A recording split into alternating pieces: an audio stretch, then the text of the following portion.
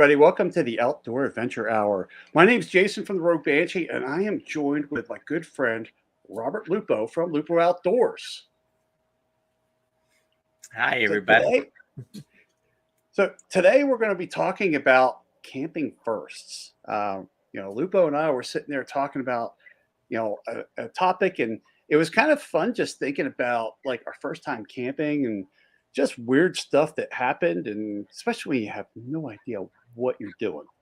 Um, so it was just kind of funny, and we're like, "Hey, this would be really great to talk about on a show."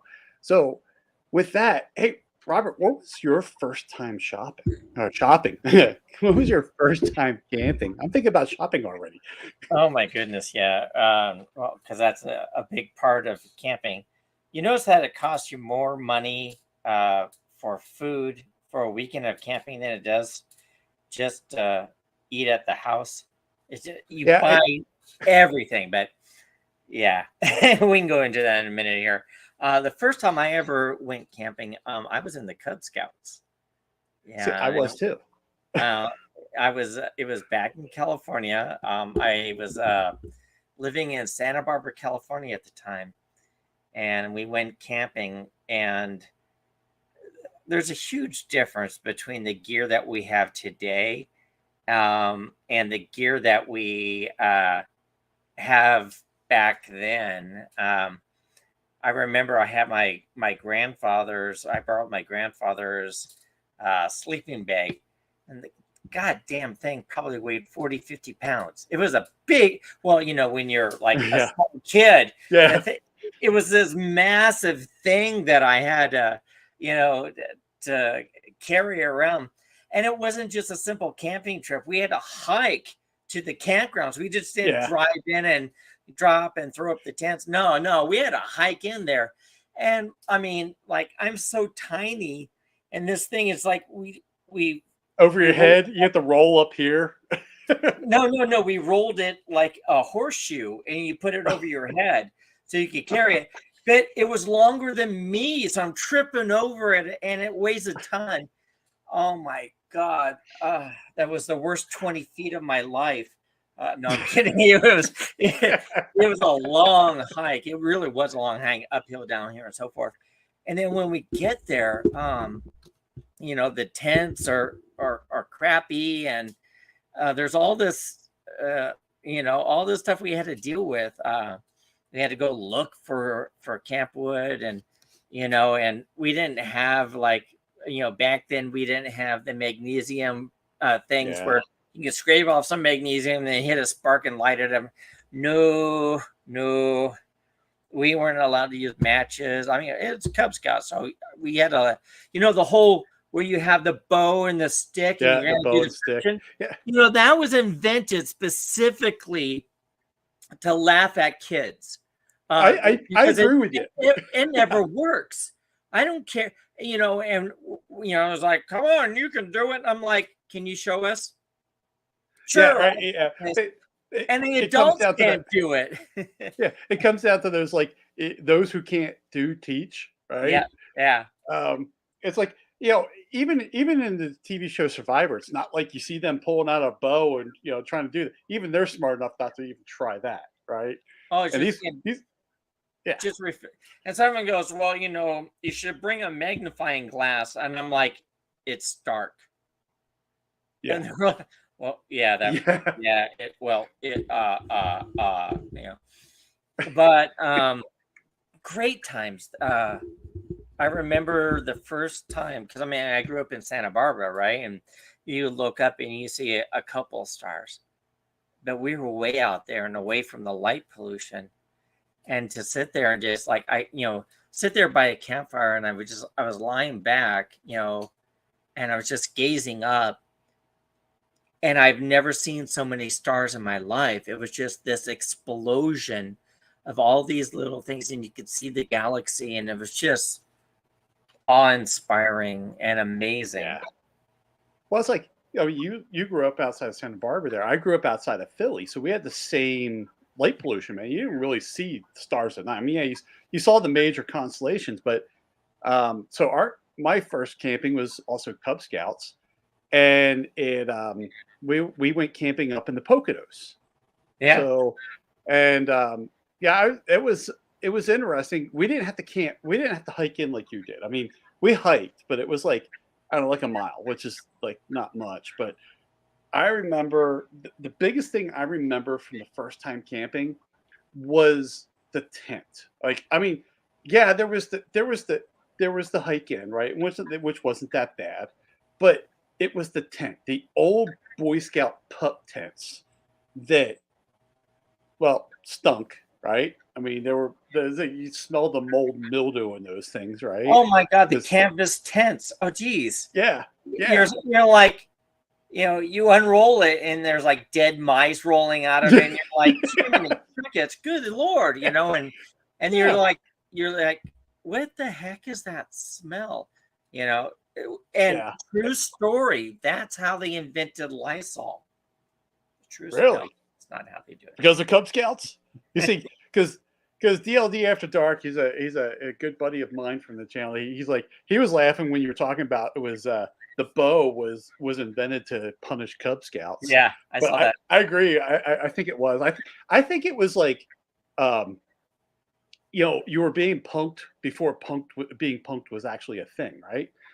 And and it was just kind of one of those things of, you read about this stuff and it's like, okay, it's going to be so cool, right? And then you get there and it sucks so bad that you had so much fun, right? Oh God. Um, because I mean, I remember that outing, and then we had some of the Boy Scouts that went with us because it was kind of a combined thing between the Cub Scouts and the Boy Scouts, and it was funny because there was a couple of guys from the Boy Scouts. There was like, the only thing they brought was sleeping bags and a tarp and some rope, and that's Yeah. literally how they camped. They just spread this thing out, and I remember going, "You guys are all nuts." But then when you open up that tent, you're like, they're not nuts. They're actually just wanted to breathe. You know? And nothing weighed more than the freaking canvas tents. I mean, Yeah. it's like they weren't huge, but they weighed like they were huge. It's funny because you look at people today camping, they're like, oh my God, this is so heavy. And I'm like, the tent that you're carrying right now that can hold 15 people in it Yeah. weighs as much as the one that I had to carry up a mountain that held. For two people. Yeah. Yeah. I mean, it's so funny because I remember being like kind of excited and kind of nervous, and I remember the bus ride up, right? And then I remember going through some of the tunnels, through the mountains and stuff like that, and they always had the whole joke of who could hold their breath through the tunnel. Well, Oh of yeah. course, all the Cub Scouts, we're like, well, and all the Boy Scouts are just sitting there just laughing because I mean it's that whole rite of passage. Um, Hey, and it's just Snipe one, for real. Someone's posting in the comments here. yeah, it's Snipe, DJ play, snipes are real. yeah, It's, yeah. So that's yeah, you got DJ Play Nice out there. He's one of he's coming over from my channel. So for those of you joining that's coming in from either channel, this is actually a collaboration between Lupo and myself. Um, it's actually both of our podcasts, and next week you'll actually see us switch roles and talk about something completely different, but yet outdoors. But yeah, it's one of those things of I would never give up that first time camping, but man, did I learn so many things from it. Of Mhm. you know, it, just because they say you can do it, it doesn't mean it's actually going to work, right? True, and we proved when we were kids that you can survive 3 days on Vienna sausages. Oh yeah. Well, you see, I was lucky enough. I had some hot dogs, um, but I remember eating the hot dogs first, and then eating the Vienna sausages later. Well, actually, what I'm sorry, mine wasn't Vienna sausages. Mine was canned pork and beans. I love canned pork and beans.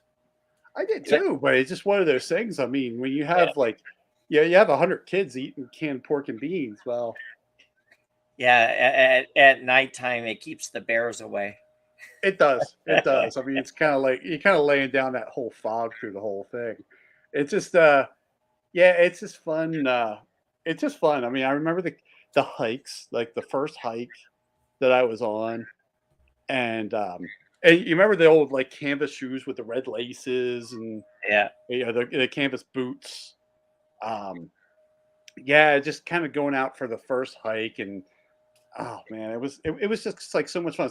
It's like the first time you were out with a bunch of kids and very little adult supervision, you know, Yeah. It, I and mean, and it, pro- and probably learning some stuff you probably shouldn't have learned until you're a little older. when we were kids, it was a whole different world. I mean, it's like now, like I was a latch store kid. You know, my mom would go to work in the morning. I would get up. I would fix myself breakfast. I would watch some cartoons. I would walk to school by a busy street, and I would walk home, unlock my door, come in, fix myself something to eat, watch TV, and it was us just doing everything on our own. Yep. And nowadays, it's like when we were out camping. All right, don't drown, don't get yourself hurt, have fun, and like nowadays, you can get arrested because, like, Oh, you weren't it watching would be your child. kid. It would be child abuse for the stuff that we grew up with. I mean, because I was the same way. I was a latchkey kid, and it was one of those things of we came home, mom, dad worked, my sister and I were home alone all day until dinner. Sometimes there was always the traditional crock pot cooking in the corner for dinner, and but yeah, it's just you think about that, you think about the stuff. I'm amazed I ever lived through my childhood, right? Um, but then you get a bunch of kids that are also latchkey kids out in the woods with, you get 100 kids with like, I don't know, what, 10 adults. Yeah, it would be total child abuse now. Yeah, it's what we went through, camping compared to what they go through camping now. It's day and night difference. Um, it's like, you know, remember carrying up. We had back then. I mean, so now you have things like this, where you have, you know, uh, electric lanterns and crap, right? Oh yeah, And this right. was a Bluetooth speaker. Back then, man, you had to put the kerosene in, you had to pump it up a couple of times, and you had to light the mantle, and with a stick that you took from the fire, and it's like trying to cook. I mean, now we had cooking down pretty good because we had like a flat rock we put in the center, and that's what we cooked everything on. Oh, So you if we guys were went, spoiled. We didn't have any of that crap. you didn't have a rock. No, we had to go find sticks to, with the yolks in it, and we cooked over a fire. We We did didn't the have any same of that stuff. thing, but we went and found a flat rock and put it in the center of No, the fire. Well, you didn't look we hard were enough. But we would use no, that no, to fish we were on. just stupid. We were just stupid kids from the city. What the hell do we Well, that's what your scoutmaster was supposed to be telling you.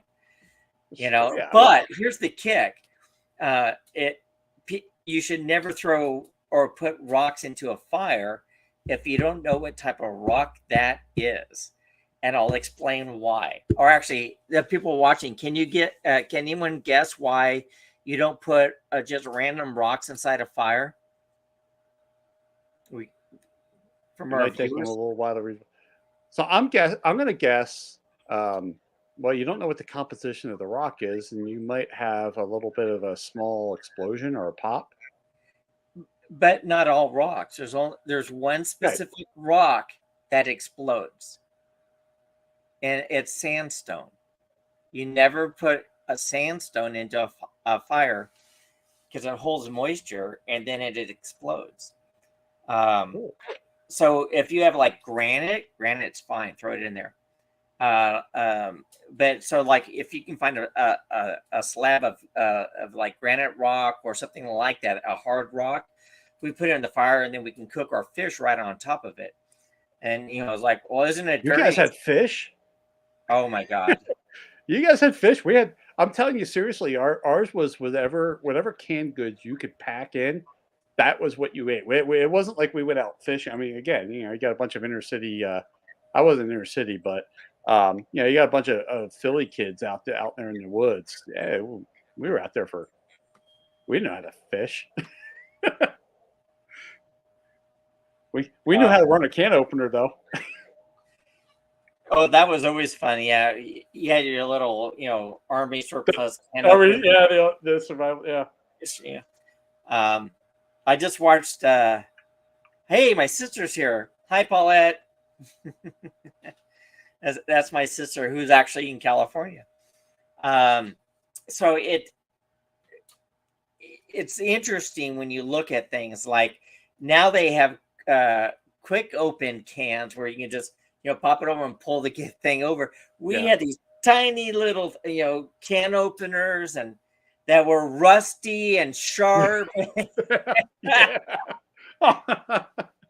It's like stab yourself, just rub some dirt in it, you'll be fine. Yeah, that's the funny thing about that. I mean, because when we were kids, man, we didn't really worry about how. I mean, I ran around with a buck knife my whole childhood. You think I ever cleaned that? Hell no. You have any idea how many times I cut something like a hot dog or something with that and ate it? Or yourself? Yeah, or myself. I won't lie. There's been a cut here and there, but yeah, it's so funny that as kids we just didn't care. I mean, even now it's like we have the garden. There's times I'm out like doing yard work and I'll just pop it like a cherry tomato off and eat it, and I just kind of like I don't care. It's not the dirtiest thing I've ever eaten. Probably won't be the worst thing. So DJ Play and I said the P38 can opener.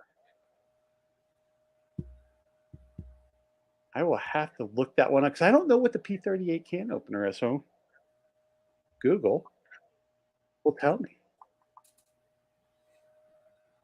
P38 can opener. It's not a polymer 38. Oh, I know what he's talking about. Oh God. Yeah, let me bring this thing up. This is P38. Here we go. StreamYard. Let me share this one out because this is. Let me know if you've seen this one before because I remember this as a kid. Share screen. Check this out. The little fold over can opener. Oh, that's what I was talking about. That's what I used. Yeah. Army surplus. They charged $11 for them. We used to get them 50 cents. I know. That was a lot of money. Well, you remember, like, I mean, when I used to go get stuff from, like for camping, it was like the old Army Navy stores. A lot of our stuff was just from the old Army Navy stores back when they had like cool stuff. Ever. I used to buy brass shells. Yeah, you remember the big shells that were demilled? Yeah. But yeah, it's just like, I mean, there wasn't like, I remember thinking about like when I went camping as an adult, or I was legally considered. Well, was I even legally considered an adult yet? But just going out and buying like tents and stuff like that, man. It's just like I remember the old Army Navy stores, and the new stuff was just like, man, where was this stuff when I was a kid? I mean, but yeah, the old P38 can opener. And everybody had an Army surplus canteen. Oh yeah, totally. The aluminum with the screw top, and then you had did you have like the felt padded holster for it? Yep. God, because it was cool. Yeah. And it would fit on your belt and you would walk around, and what you didn't realize is when it's filled with water, it's heavy, so it starts to pull your pants down. So yeah, that was not very fun. Now we got like crap like this. Yeah.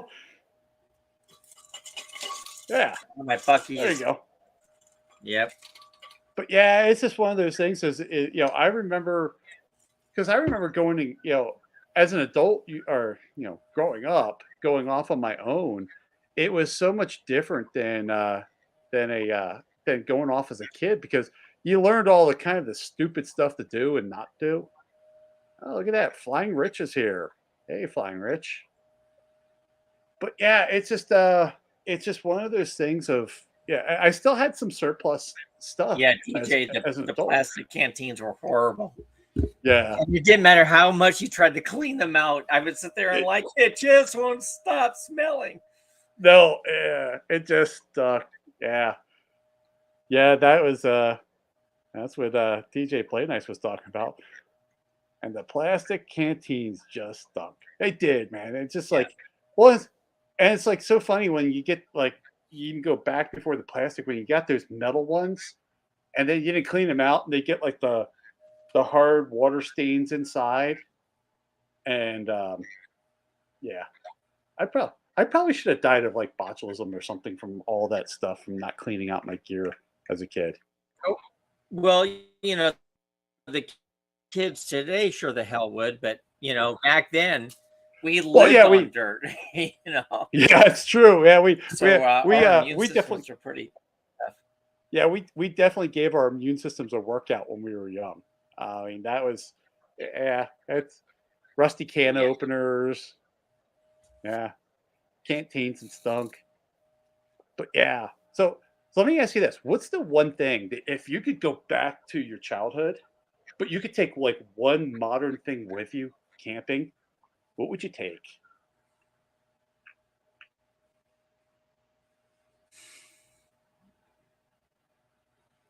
I would probably state I would take back in time a modern sleeping bag. Yeah, And I'll tell you why. yeah, The sleeping bags back then were heavy. Um, if they yeah, got wet, they smelled, yeah. and they were designed either for extreme cold or mild weather. Today's sleeping bags um, have the capability of actually.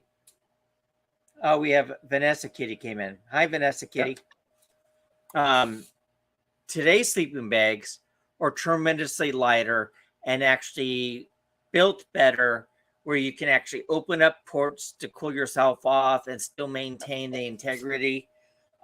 It's a much better system. So if I had to survive outside, I would much rather have a modern day sleeping bag compared to an old fashioned sleeping bag. The tents are much better now, but a lot of sleeping bags now have rain covers, so they actually Yeah. become the tent. And then the other thing I would bring with me is like a class three self-inflating mat. And Oh, the that's nice. primary reason for that is, and I did a YouTube short on this, is the reason why you get cold while you're camping is the insulation in the sleeping bag gets compacted. And because it's compacted, it doesn't insulate anymore. So you start getting cold and you get the coldness from the ground. What you want is a level 3 rated layer between you and the ground to maintain your warmth, because you can have a great sleeping bag, but eventually it will sap the heat out of you and you'll start shivering. Yeah, it's funny because I remember the old sleeping bags, and I remember going out and uh, my first sleeping bag as an adult, and yeah, it was way different because I remember getting a mummy bag and going, wow, this thing is so much lighter, so much easier to deal with, and so much warmer. Hey, Kitty, how you doing? Vanessa Kitty says that we're boomer. I've been camping since the 60s.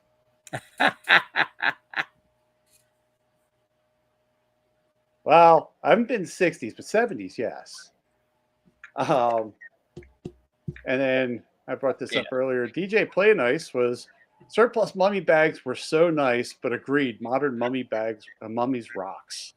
Yeah, they they are, man. Because that was that's one of the things when you go camping. Once you get cold, it is so hard to warm up. Once your body temperature hits a specific plateau as it cools down, it takes 3 times the energy to get back up into that level. So as you get colder and colder and colder, your chances of warming back up without an external source uh, becomes near impossible. It becomes detrimental. And Vanessa Kitty talks about raised cots on the mat Yes. with a mat on top. But you best cover up the under portion because the wind can chill you badly. Yeah. Yeah. I Yes. actually have a camping hammock. It's like a solid hammock, and it keeps you kind of raised. And then it has like a full mosquito net and like camping shell over it. So what it is a one-person portable tent where if it's nice outside, I can keep just the mosquito net over me. And and it's got a pillow and everything, and it's so lightweight. I can just truck it anywhere I want, and I'm boop, instantly good. So Vanessa Kitty here, Lupo, I'm going to leave this one to you. I packed 2 wool blankets in my pilot kit's bag when we camped in the Arctic. Now, to the audience, especially on my side there that don't know Lupo, Lupo has lived in all 50 states for at least 2 weeks, and he did live in Montana and then also Alaska. So, did you do Alaska any for camping? 2 years. Did you do any camping up in the Alaska? Yes. I lived far enough north for a while where we had the 6 months of darkness and 6 months of light. And if you want something to completely and utterly screw with you, that'll do it. But I spent most of I was in Hoona, I just spent time in Anchorage, and I lived predominantly in Juneau. Yeah, Vanessa is on a roll here talking about the base hospital had maneuvers in the field, and we had to camp for a week. And then in the Arctic, we had extreme cold weather gear complete with mummy bag kit. So that's cool. That's I always thought the military Arctic gear was always the coolest stuff, right? I mean, I think the first time I really saw true like military Arctic gear was in the movie Ice Station Zebra. Um, and I always thought that was kind of cool where they had the big warm jackets and stuff like that. Yeah,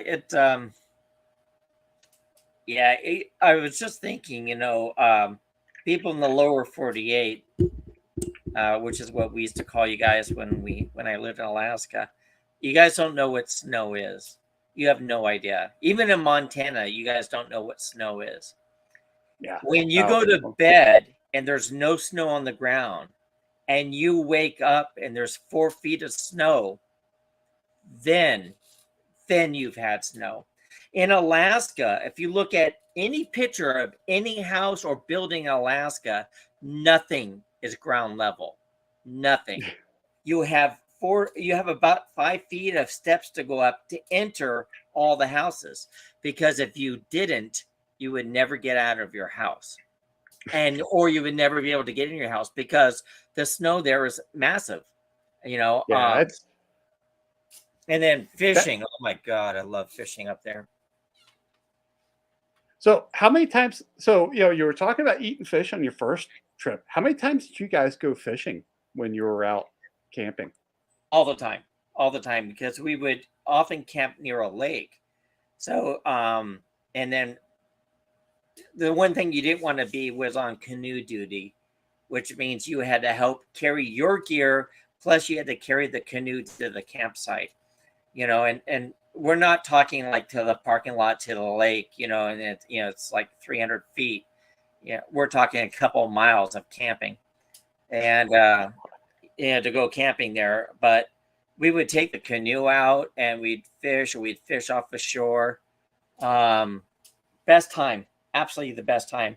But we're always catching trout and stuff like that. And to this day, I can't stand trout. I don't like trout. I've never liked it, and I would eat it. Like I said, I could survive on Vienna sausages because People are like, "Oh, eat the trout," and I'm like, "No, no, trout's nasty. I don't like it." And people are like, "I'm going to order a trout," and I'm like, "You fool." But DJ Play Nice asked a question. What kind of fishing gear did you pack in? So the cool thing is like, I had to inspect the food and storage. So it you don't want to bring long rods and gear like that. You want fold up type gear, or you want to do improvised gear, because when you're camping or when you're hiking up through the woods, the poles, man, are just getting in everything. And a couple of people learned that the hard way. So what we would do is we would bring a spool line with us, and we would go and find long sticks, and we cut off some line and we tied to the sticks, and we would do the old Tom Sawyer drop in, with a bobber or something like that. And um, I can't stand putting worms on a hook. I never could. I can't stand it. So what I would do is I bring a can of corn with me, and then I would take some of that corn out. I would have it. It's for food. And then when I was fishing, I would use corn, and corn works great on trout. It's the irony is we never caught any catfish, or we'd catch like sunfish or bluegills, and then trout, but never anything else. And I loved catching the fish. I couldn't stand eating the fish. So I would catch and feed everybody else. And then I might have a little bit, but trouts just can't stand it. I wish I liked it because I caught enough of it. See, that's the thing for me is I like fish, but I don't love fish. And it's funny, DJ playing us talking about the pocket fisherman. See, that's the thing that I would think of just throwing in your pack back in the day is the pocket fisherman. But yeah, I don't know. I don't know if that would be the greatest thing in the world to actually go fishing with, but yeah, maybe for some sunfish. When I was a kid, they were just coming out with a pocket fisherman. I think that was like the late 70s. And I remember seeing that and like, that's awesome. I got to have one. And I could never afford it. Back then, I think, it was like, buy me one of those. They're too expensive, blah, blah, blah. And I look at it now and I'm like, that's pocket change. Yeah. So Vanessa, Kitty, I'm a huge bass fisherman. I absolutely live to bass fish. And now that I live here in Florida, we're going to be going out and doing some like nice deep sea fishing and so forth. Real soon we'll be putting that up on the channel. But I live to fish. Anytime I have an opportunity to go fishing, love it. Absolutely love it. Yeah, and for those of you in the audience, Lupo's going to be doing. I mean, he does some gun stuff, but he also is going to be doing a bunch of outdoor stuff. So it's camping, Lupo, talk a little bit about the content you're going to be putting out there. All right, so there's going to be a lot of fishing on my channel. So I have two channels. One that's monetized and that I started up when I first moved here to Florida. And it's called the Orlando Wizard. And that channel was designed specifically because everybody was like, oh, what should I do when I get there? And where are the good places to eat? And how do I do the parks appropriately? And when should I go? And I would write out these huge detailed lists for people. And finally, someone says, why don't you make a YouTube channel and just share all that info with everybody? I'm like, oh, absolutely. And it's a very successful channel. I still work on it very hard today. It's still growing quite well. But everything I like hobby-wise doesn't fit into that channel. Fishing doesn't really fit in that channel unless I'm fishing at Disney. Camping. I'm a competition skeet, trap, and sporting clay shooter. That doesn't really fit into that channel. And now I've gotten into long-range shooting. So, my goal is within the next year and a half to shoot a mile and to hit my targets. So I'm actually building on my channel. You'll see me actually build from scratch a long range shooting competition rifle. But so it's going to be shooting, camping, some hunting. We're going to do some hog hunting. Just everything outdoors, kayaking. I have a really beautiful fishing kayak that I'm going to be taking out. So we're going to be putting that on the channel real soon too. So I was like, which should I name? Is it Lupo Outdoors? All right, DJ, So what's your story? I think he's asking you if you've got one. Oh, sorry, got a cool story or amusing about scout trout fishing or another. So I was out fishing off the shores of San Francisco into the deep blue. So does anyone know what the California waters off of San Francisco is famous for? Jaws? Oh, wait, wrong coast. What? I said Jaws. Oh, No. then, oh wait, wrong That's coast. Right. That's right. Is it? Yes. I was just being a smart ass, and I got it right. So right off the coast of San Francisco, going out to the Catalina Islands and so forth, is called the Red Triangle, and it's the breeding grounds of great white sharks. So I was out fishing with my buddy for tuna. El Nino came up, heated up the waters, and the tuna run off the coast of SF was astounding. People were pulling in 100 tuna a day. These aren't the giant blue ones, but they're anywhere from 30 to 60-pound tunas. And so I go out there with my buddy, and he in his 18-foot Boston Whaler, and we're actually kind of right off of the Catalina Islands, and the water is glass. There's not a ripple in the ocean at where we were. So we decided to break for lunch, and I mean nothing. It's just beautiful black glass.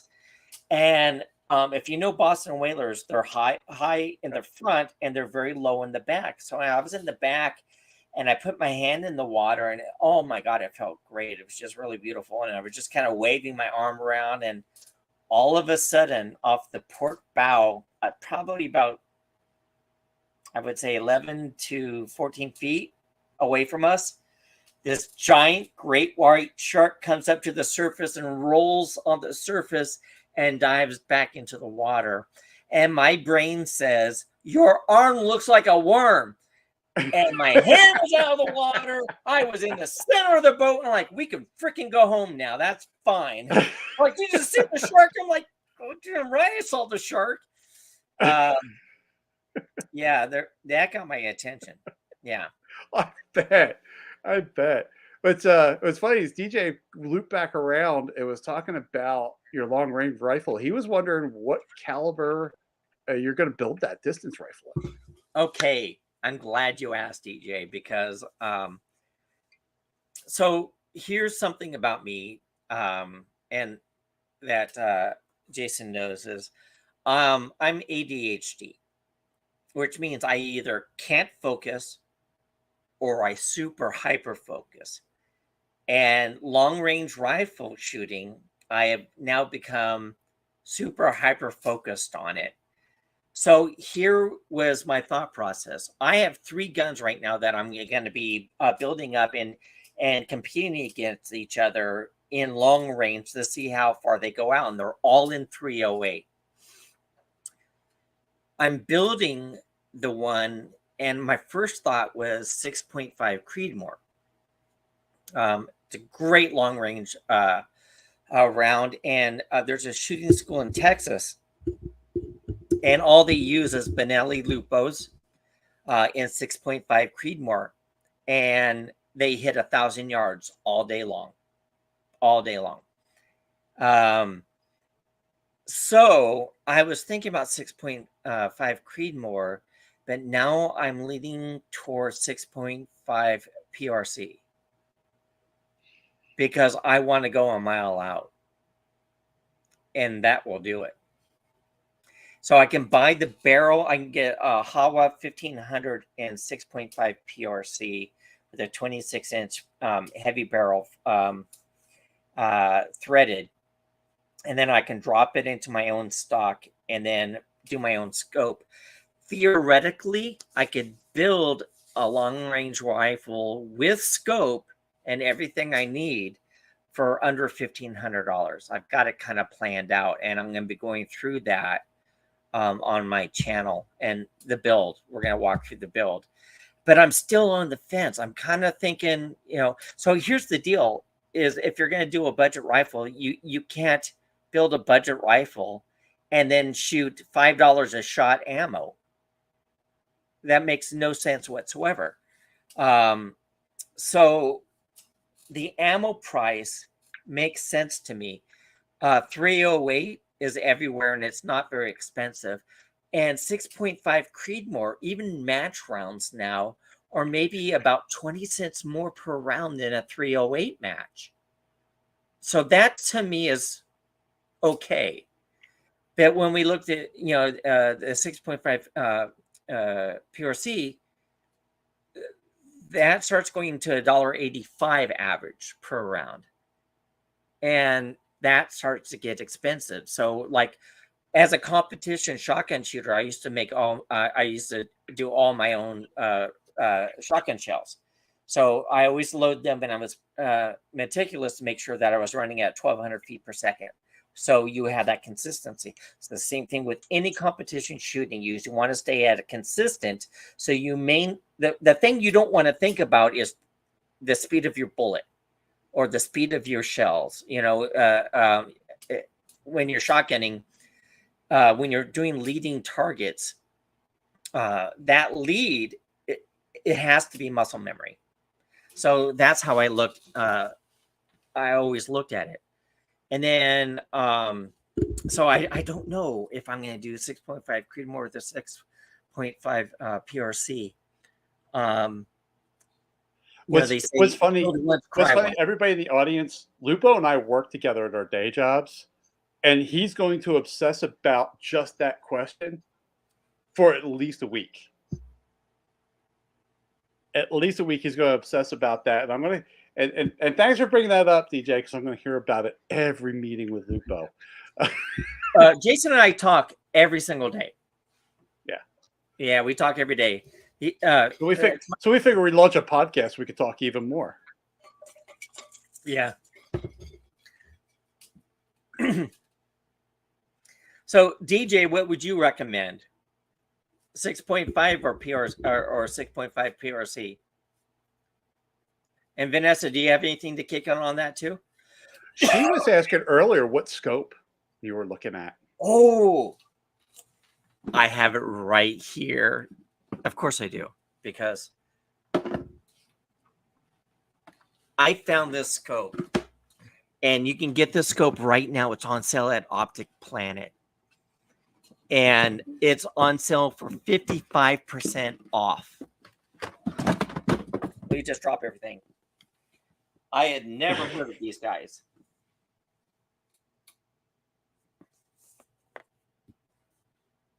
I don't know if you can see it. Viridian Optics. This scope, and I took it outside. I got it in mil spec. It's a reticle. Listen to the specs here. It's a 5 by 30 by 56 with a 34 millimeter tube. $599. It was that's pretty amazing. 100, and it's 54% off. So it went from 1,400 to $599, and you can only buy them at Optics Planet. And reason why is I called Viridian Optics, and they said Optics Planet bought all of our stock. So it's exclusive, and it's a great scope, and it's also illuminated. So I took it outside to check it out, and just at the highest magnification, everything's crystal clear. and it's just a great, great little scope. And locking turrets, um, you can set your zero, everything you want, like in a high-end scope, at a very, very decent price, at least right now. So that's going on my rifle. And then I'm going to actually put it on my Ruger Precision in 308 first and play around with it on that. DJ cracks me up. I'm not the guy to ask. I can talk the talk, but the walk part, it's kind of wobbly. It doesn't do the, see, that's the same thing with me. I'm not a distance guy. Everybody of my channel probably knows it's. I say that I'm a pistol guy that wants to be a rifle guy. But yeah, it's kind of one of those things of. I'm the same way. I'm not quite at Lupo standards for going. Let me see if I can drive this bullet a mile. I'm looking at it going. Hey, where's my other glasses? Maybe I can see a mile. Well, that's why you have a scope. I always tell people, so like in cybersecurity, which me and Jason do, I tell people, I'm like, and this actually, it just dawned on me, this saying fits for shooting as well. If I can't see it, I can't protect it. Well, if I can't see it, I can't shoot it. That's true. So in cybersecurity, it's like, if we're unable to see it with our tools, we can't protect it. Yeah, Katie, I'm the same way. I want a 50 BMG. I just totally want it, but I've wanted I've wanted a Barrett forever, and one of the problems that keeps me with that is, other than the price tag, and then realizing that the glass to put on it would be twice the price. But every time I squeeze the trigger, and I'd be going $5, $5, $5. There goes a meal. There goes another There meal. goes a meal. Yeah. There goes the tank of gas to get home. But yeah, my wife laughed at me because she gave me a silver 50 BMG bullet. It's like the actual size of a 50 BMG. She gave that to me for Christmas one time. It's in a case over here, and she laughed. She gave that to me, and she goes, "This is the closest thing you're going to get to a 50 BMG." And she's not wrong. She's not wrong. She really isn't. But hey, if I hit the lottery, yeah, there'd be a 50. So I mean, well, the irony is, the long range rounds. A lot of people use 50 calibers, 338 Laputa, the 6.5 PMG. I hope I'm saying that right, because I'm not sure exactly. PMC, or is it? Yeah, PMC. But when you look at these long range rounds, the biggest thing that people have to take in consideration, there's a reason why the 6.5 Creedmoor does better than a 308. The energy is approximately the same, but the wind drift with a 6.5 Creedmoor is significantly less than the 308. But you look at the large bullet, like I shoot 200 grain with my 300 Win Mag, and that'll go a country mile. Yeah. So it's too much fun. So DJ Play Nice said, if I had to try, I'd be hard pressed to decide. My Milcert model of 1911 30-06 set me 7.62 by 51 or 6.8 spec. So I'm not going to hit that mile mark accurately. Well, ironically, I'm doing some like rimfire stuff to play with too, because I just bought an RPR on my Ruger Precision rifle in 308, but I'm doing an RPR rimfire so I can start getting into 22 competitions, and a lot of these guys are hitting like 500 yards with a 22 long rifle. Yeah. And I'm like, I really want to just do that. Well, it's funny because I know Dustin Sanchez. He's a long range guy, and I know him because he also works at Real Avid, and he started doing long range 22 for practice stuff, and I'm just like, really? And he's like, it's kind of fun. And I'm like, and then you came up and you told me one day, hey, look, they got long range 22. I'm like, yeah, this is becoming a thing, isn't it? It's definitely something. So I was actually looking at getting, like I said, the RPR in 22 long rifle. I can find them cheaper in like 0.17, um, which Jason knows is one of my favorite rounds to play with. I'm on a kick for 0.17s. I just absolutely love them. But I want to compete, and I think it'd be a lot of fun. I don't know if my sister's still watching. Paula, you still on? Or did she abandon me? I think she abandoned you. I'm looking here. Yeah, I don't see her out there, but it's it's so funny because that's the fun thing about these live shows. We start off camping, then suddenly we're into guns and long range shooting, and what's funny is like you got a Ruger 1022 takedown, and we were talking like right before the show. It'd be like, yeah, Yeah. that'd be kind of a fun camping gun, wouldn't it? Yeah, Cool. it's funny because so let's go back to camping and we can and segue into there. In our last 9 minutes. Yeah. If I had to so having lived in Alaska, if you go out into the woods, you bring a firearm with you. That's just all there is to it.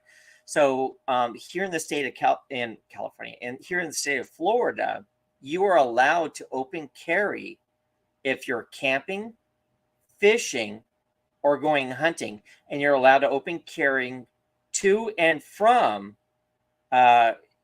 So if I'm walking to the lake to fish, I'm allowed to open carry. And then while you're camping, you're allowed to carry. Now, camping wise, I have two firearms that I would take with me if I was going to just bring my 22s.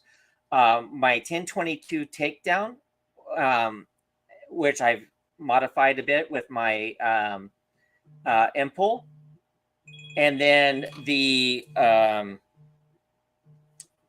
my Ruger 1022. That's my 1022, and then my little Badger in 0.17, which folds in half and has its own little backpack, which is freaking awesome.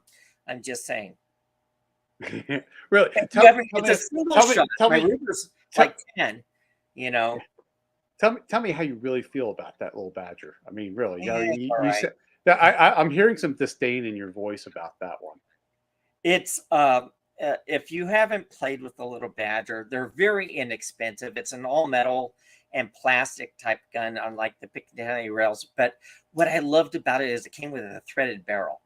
So I always tell people, if you're going to get a rifle, ignore everything that does not have a threaded barrel, because I promise you, you're gonna want it. You're gonna want that threaded barrel, and then someone's gonna charge you either 100 to 150 to thread the barrel if they can. So the little Badger has a threaded barrel. It has a little mount for the scope, and it folds in half, and it's awesome. Yeah, so rabbit hunting, perfect for that. And then my Ruger with the Impul stock and everything as a takedown, absolutely fantastic. It was a hunting and fishing weekend. Yeah. Vanessa Kitty, where do you live? Where you out of? I forget where she's at. It's funny. I know. As soon as she says it, I'm gonna be like, damn, I knew that. But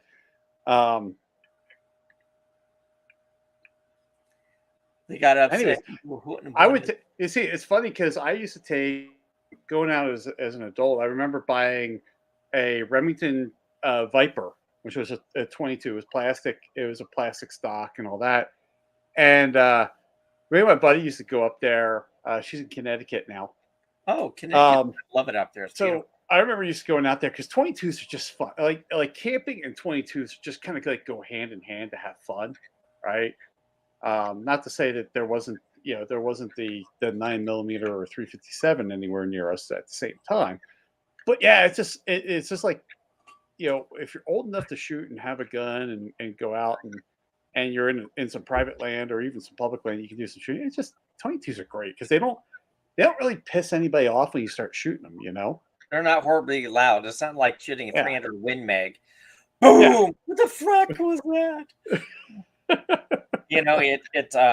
And 22s are just a pleasure to shoot. But as a survival gun, you can take small game with 22s all day long. There's no, Yes. There's no question about that. Yeah. And then, what's our time left on here? We got 4 minutes left. All right, let's wrap up. This was fun. This was a lot of fun. See, and that's the funny thing is I knew that we'd end up getting sidetracked somehow, and we did. But it's all good because it's so much fun just talking about this stuff. And that's what's so great about our channels. We kind of just lead into each other, and both of us are shooters, and we love shooting. And it was great to have everybody out there in the audience kind of participate today. So for me, if you don't know, my channel is the Rogue Banshee. You can reach me at youtube.com/at the Rogue Banshee. And then Lupo, tell people where they can reach your channel. It's basically the same. It's YouTube at the Rogue Banshee. No, I'm kidding. It's if you didn't say that, I was going. I know you were. Yeah, we should approach mine. If you go to YouTube, do a search on Lupo Outdoors, and you will find me very easily. And then at the bottom of Lupo Outdoors, you also see a link to my other channel, the Orlando Wizard. And my channel is really kind of open to suggestions. So if there's something that you want to see on my channel, or you want me to, I do a lot of box openings and reviews. Do me a favor, just go to my Facebook page and look up Lupo Outdoors on the Facebook page, and communicate with me there, and just tell me what you would like to see on my channel, and I'll make it happen. And thank you guys so much for attending our first official podcast together. Yeah, thanks a lot, everybody. And we purposely did this at this time slot. Well, number one, Lupo and I are off work, and number two, we kind of wanted to have something a little fun, talk about outdoors while everybody's getting ready for the weekends. And yeah, thanks so much, Vanessa Kitty, DJ Play Nice, and everybody else that kind of joined in and jumped in on the chat. It was awesome having you guys here. And next Friday, we're going to have another one of these things. We're going to talk about first guns. Lupo and I are going to talk about like our first guns and the first gun of this and the first gun of this class and all that neat stuff. So definitely jump in next week. And it's going to be Lupo's turn to run the podcast next week. So he's going to be sitting here in the hot seat trying to figure out all the stuff that I was doing. So it's going to be fun. I'm going to be teasing the heck out of him. So thanks everybody for joining, and make sure you check out both channels and subscribe if you have not. Yeah, Jason and I are like this. He's the one over here. Are you saying I'm promiscuous? Pretty much. Because you had your legs crossed. Yeah. And by the way, this is actually what Lupo and I are like when we're not in front of a bunch of other people. Oh no, so, it's funny.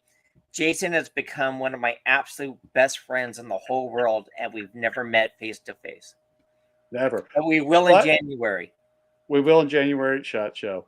So everybody, man, have a great and safe weekend, and we will catch you next Friday. Thank you all.